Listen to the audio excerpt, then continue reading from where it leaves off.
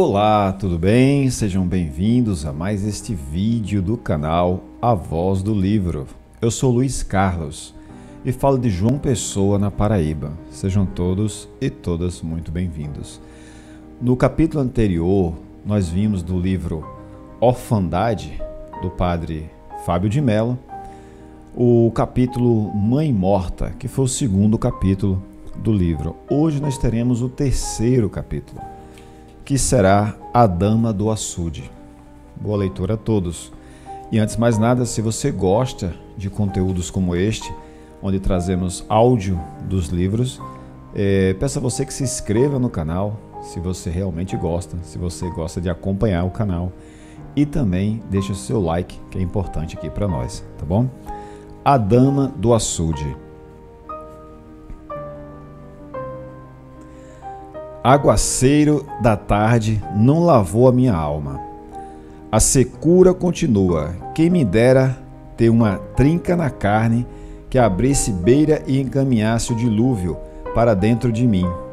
Quem sabe assim eu veria desmoronar as estruturas que o sofrimento sedimentou. A chuva miúda continua caindo mansa sobre o meu corpo. Chuva de molhar bobo. Dizia minha mãe. O bom da expressão é que vinha sempre acompanhada de um sorriso rompante, puro, quase afrontoso, de tão único, de tão seu. Minha mãe era mulher de alegria intensa. A voz rouca não conseguia anuviar a ternura que no coração residia. Recordo-me dos dias em que deitava meu corpo franzino em suas coxas, sobretudo para que me consolasse quando Elinho roubava minha alegria. As causas eram diversas. Elinho tinha parceria com o diabo. Não o diabo dos adultos, a entidade capaz de delitos absurdos. Falo do diabo das crianças, aquele a quem Elinho legitimava a presença no mundo.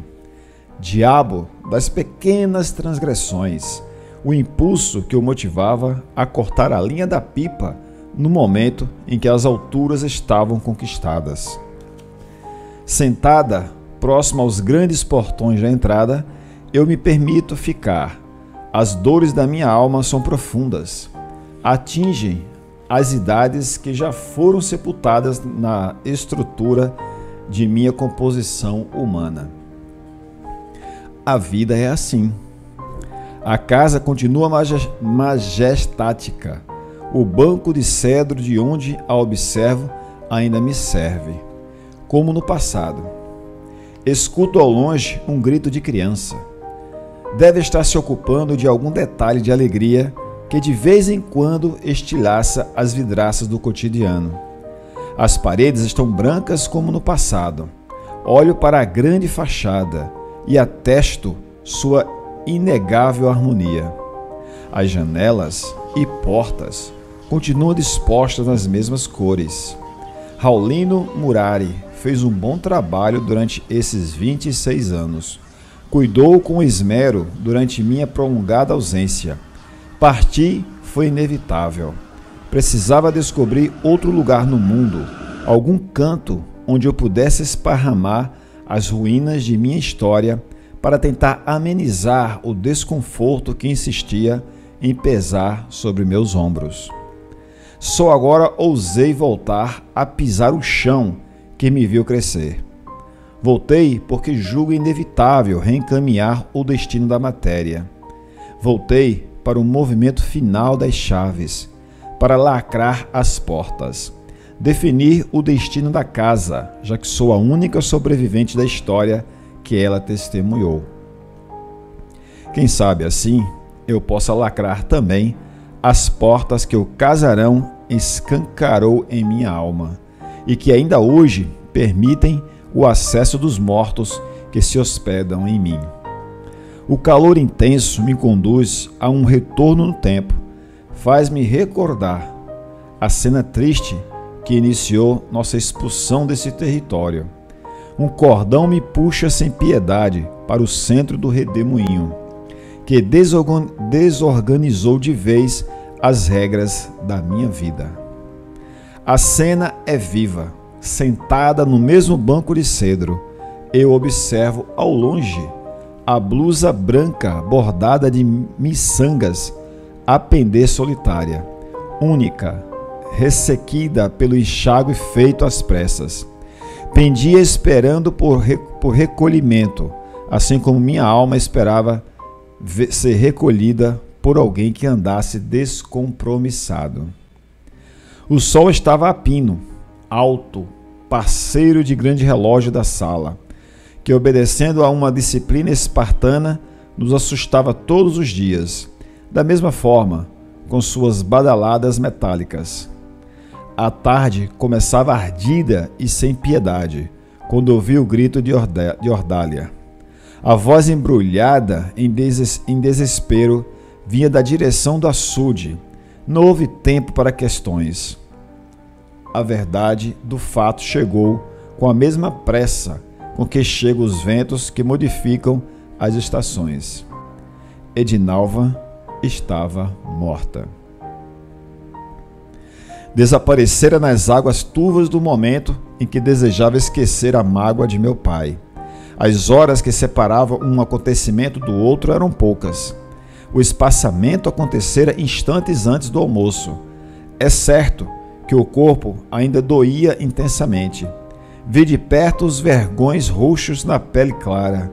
O sangue vivo descendo pelos cantos da boca testemunhava a crueza da violência praticada. Ouvi os gritos, vi o pavor, o desespero da alma. O motivo era simples.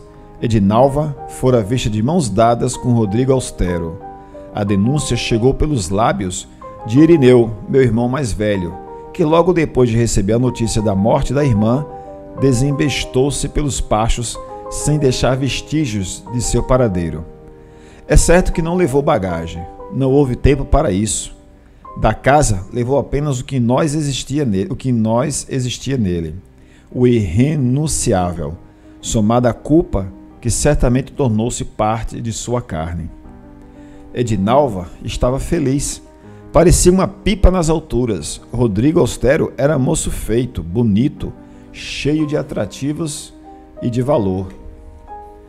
Ela o conhecera no baile de formatura de Maria Laura Duarte. Era ele recém-chegado da cidade grande. Após terminar os estudos, resolveu voltar para assumir o negócio do pai doente. Era moço direito, disposto a vir apresentar suas intenções para com Edinalva.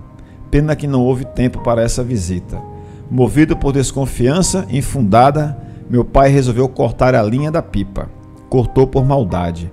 Estava ciente de que o moço era partido certo, casamento garantido. Cortou porque falou mais alto a voz do diabo dos adultos. Edinalva era mulher de sensibilidade rara. Era a mais frágil das três. A morte inesperada de minha mãe lhe aguçou ainda mais a fragilidade. Edinalva tentou ocupar na vida de meu pai a lacuna que minha mãe deixara. Um código oculto prevalecia na relação entre os dois. A ausência da esposa fez com que aquele homem descobrisse nos afetos da filha mais moça um lugar seguro para descansar da solidão. Talvez tenha sido por isso que ele não suportou a notícia do possível namoro. Quando recebeu a notícia da morte de Edinalva, meu pai correu na direção do açude, perdido nos emaranhados do desespero.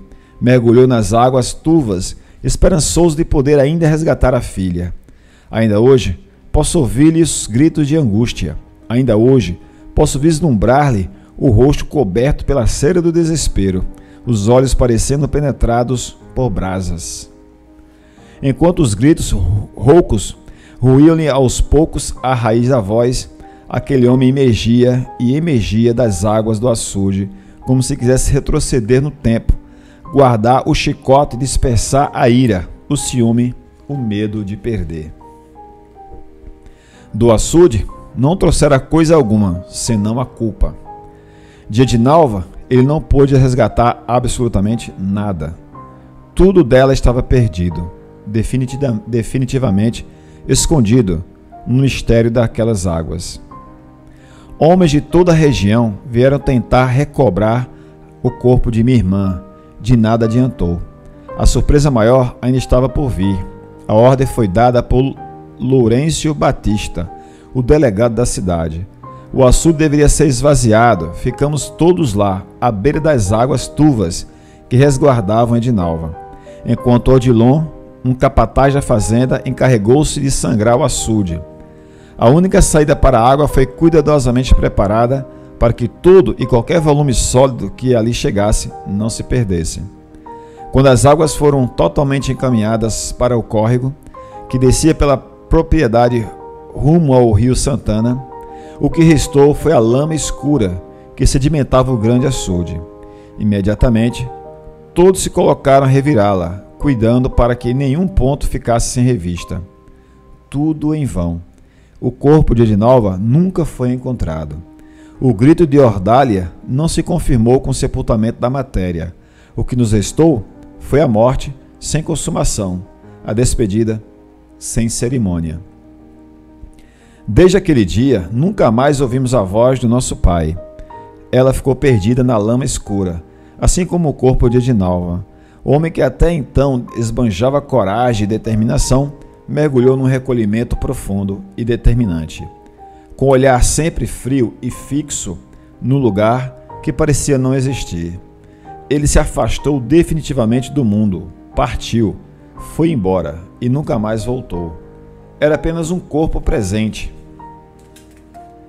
em nossa casa, um homem sem voz, sem vez, sem risos, sem choro, um corpo vivo resguardando uma alma morta.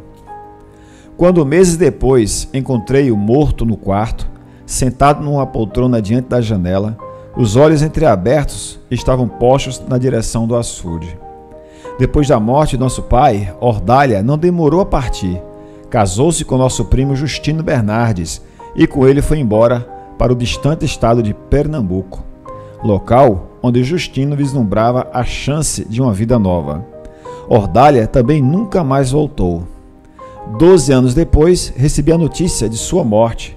Ainda guardo na memória a estrutura de sua voz, a voz que gritou a desgraça, a mesma que, no dia em que partiu definitivamente de minha vida, disse em pranto que me amava. Elinho também sumiu no mundo.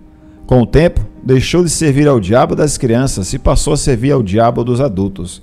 A notícia que chegou aos meus ouvidos é de que ele havia se envolvido no assassinato de Mariano do Amaranto Flores, um poceiro poderoso que resolvera injustiçar uma comunidade inteira. É provável que seja verdade. Elinho não sabia conviver com as desarmonias da vida. Chorei muito à falta dele. Seu desaparecimento fechou o ciclo de minhas esperanças. Da morte de Edinalva ao fechamento desse ciclo, correu um espaço de 2 anos. Tudo aconteceu nesse curto intervalo de tempo. A morte de Edinalva, o sumiço de Erineu, a morte de meu pai, a partida de Ordália e o desaparecimento de Elinho. Aguentei a solidão de casa durante 1 ano e meio. Dividi esse tempo com os empregados que restaram. Quando a solidão ameaçou retirar-me o ar, senti que era hora de também preparar minha partida. Eu não tinha muitas opções. Aceitei o convite de uma tia que morava no Rio de Janeiro. Fui embora numa tarde fria de junho. Retirei-me da casa como se cumprisse um ritual de vingança. Queria vingar-me de todos os que partiram antes de mim. Não queria ser guardiã de tantas desgraças. Não queria carregar comigo as consequências trágicas da denúncia venerosa de Erineu. No Rio de Janeiro, recebi a chance de recomeçar a vida. Não foi fácil. Aos poucos, fui cimentando sobre minhas memórias uma laje protetora. Lá eu estudei, casei e constituí família. Adquiri uma imunidade afetiva que me permitiu um temporário esquecimento do passado. Sentada nesse velho banco de cedro, tenho diante dos olhos a geografia de minha tristeza. Retornei. Precisei fazer esse caminho de volta. Não posso continuar a vida sem realizar esse último sepultamento. Os corpos já se foram, mas ainda resta a casa, último item a ser conduzido ao sepulcro. O meu desconsolo é material. Possui janelas, portas, paredes, alvas, blusa de miçangas e açude.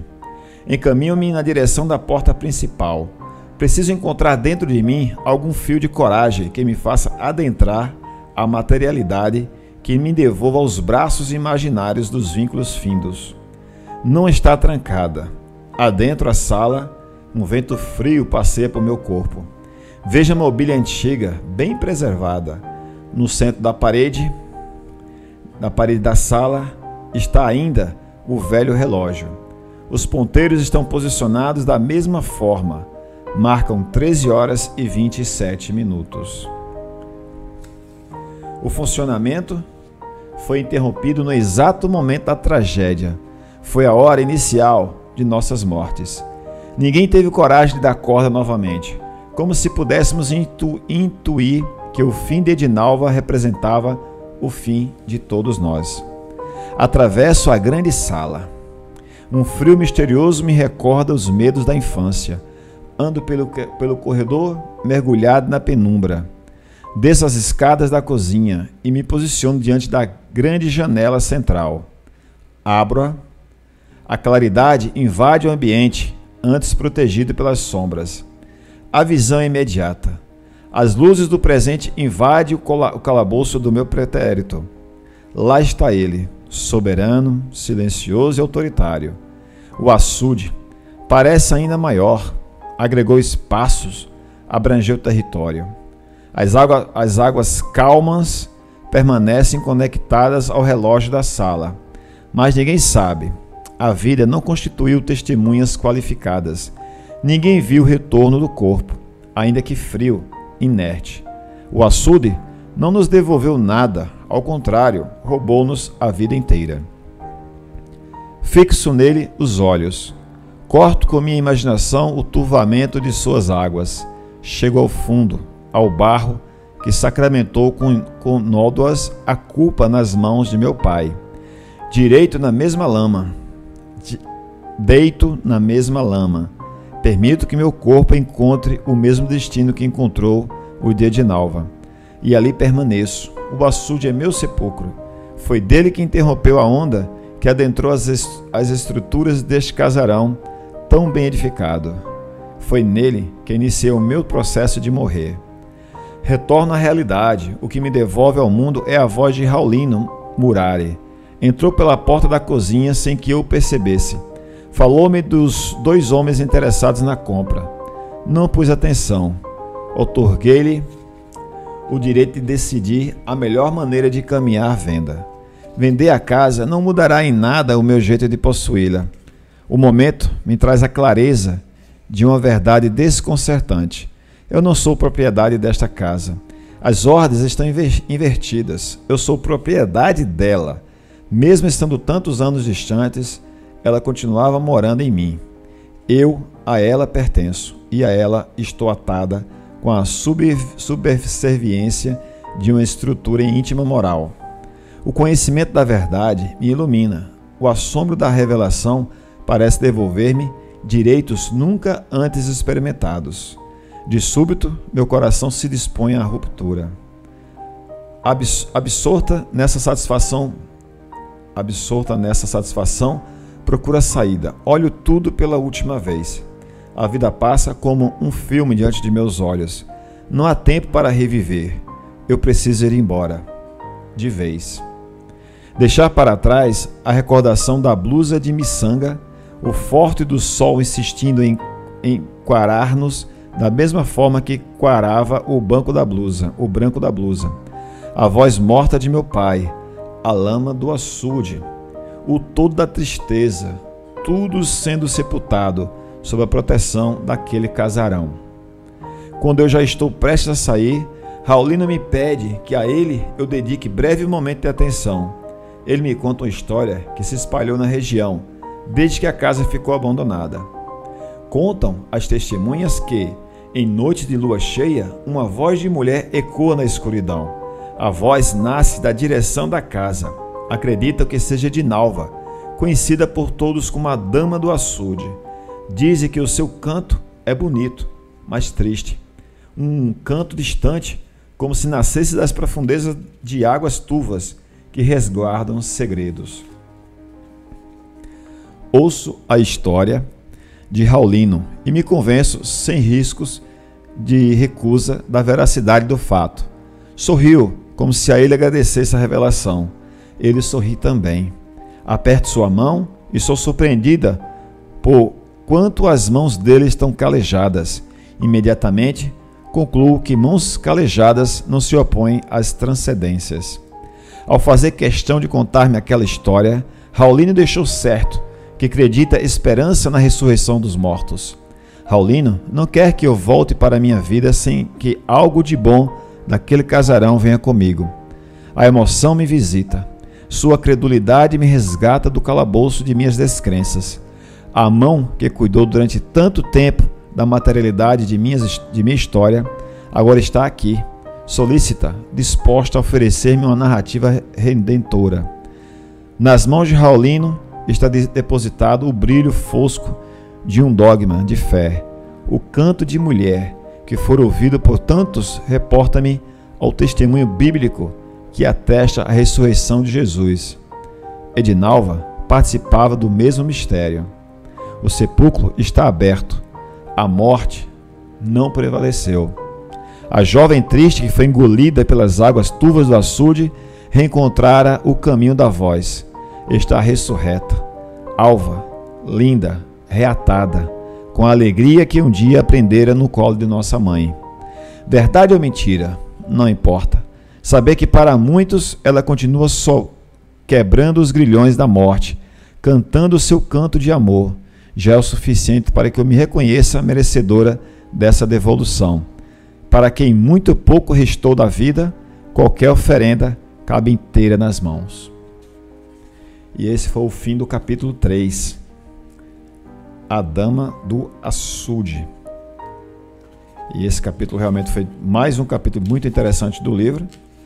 A Dama do Açude. Espero que você tenha gostado. E se você gostou, se você gosta desse tipo de conteúdo, convido você a se inscrever aqui no canal A Voz do Livro, acompanhar a nossa família do canal, né? Eu, Luiz Carlos, e também deixar o seu like, que é muito importante. Se você conhece alguém que você sente que vai gostar desse capítulo de hoje, caminha para ela, compartilha com essa pessoa e nos ajude também a chegarmos a um número cada vez maior de, vamos dizer, amantes da leitura. Meu amigo, minha amiga, por hoje é só. Agradeço a você pela participação, por chegar até essa altura do vídeo. E se você acha que merecemos, como já disse, deixa seu like, sua inscrição, compartilhe esse vídeo. Até a próxima. Tchau.